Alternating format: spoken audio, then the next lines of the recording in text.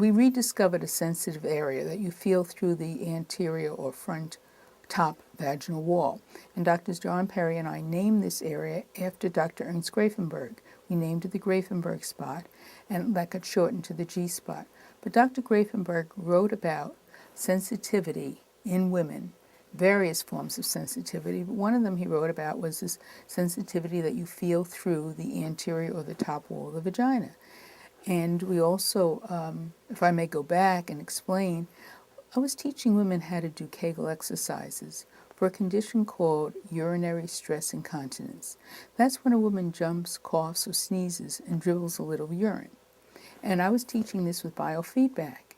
And what we found was that some women who came to have the stress incontinence treated had very strong pelvic muscles, where women who have stress incontinence, urinary stress incontinence, have weak muscles.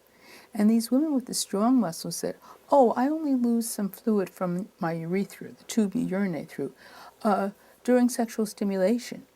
And there seems to be an area in my vagina that when it's stimulated, it kind of produces this expulsion of fluid.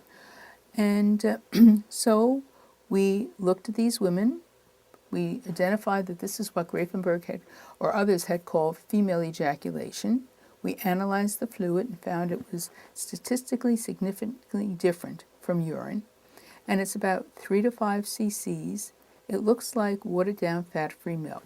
So we identified the phenomenon of female ejaculation and how the fluid that's expelled from the urethra is different from urine. We then had nurse practitioners or physicians do examinations of 400 women looking for areas of sensitivity in the vagina. And if a woman was lying on her back and fingers were put into the vagina with like a come here motion, just look at different areas of the vagina like a clock. And most women had sensitivity between 11 and 1 o'clock, which is the area that we have named the Grafenberg spot. And this area began to swell as it was stimulated. So we did more research, and this is what we found. And this is why we named this after Dr. Grafenberg, because in 1950 he wrote an article about this female, or the expulsion of fluid and the sensitivity of this area that you feel through the front or top or anterior wall of the vagina. First of all, I try to help women who say they have problems having an orgasmic response. I try to help these women to realize that there's a wide range of orgasmic responses in women, and they have to find out what it is they like and what it is brings them pleasure. And Gina and I, in our book, Safe Encounters, Whipple and Ogden, developed something called an extragenital matrix, in which we list 15 types of touch and 36 parts of the body. And we give this to people to help map their body using a scale of 1 to 10. What feels good to you? Do you like to have your partner suck on your toes or stroke the back of your neck? And it helps people to become aware of what it is they like. So you have to first of all become aware of what brings you sensual and sexual pleasure. And then you have to acknowledge this to yourself and say, yes, I do, that's what I do enjoy. And then the hardest part for most people is to communicate what they find pleasurable, what they like to their partner. And we can't put women, or men really, into a pattern of there's only one way to respond sensually and sexually. We have many sexual responses, and that's what I try to help women to see. Find out what they like, what brings them pleasure, what brings them satisfaction, and then to be able to communicate that to a partner if they choose to have sexual experiences with a partner. What we have found out is that there are women who can have orgasm from imagery alone, or what my colleague calls thinking off.